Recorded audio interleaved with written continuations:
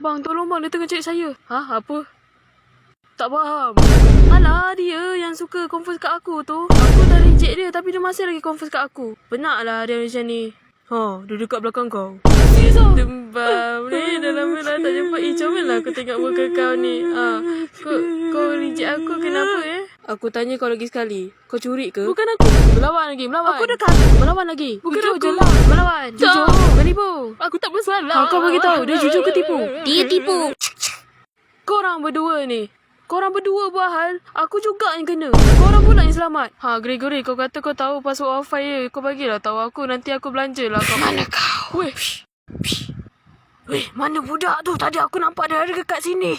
Budak? Ya, tadi dekat sebelah kau je.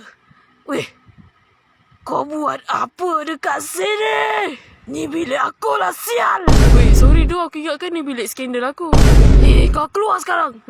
Yelah. Kalau kau masih berzina lagi, aku letak lipas kat telinga kau.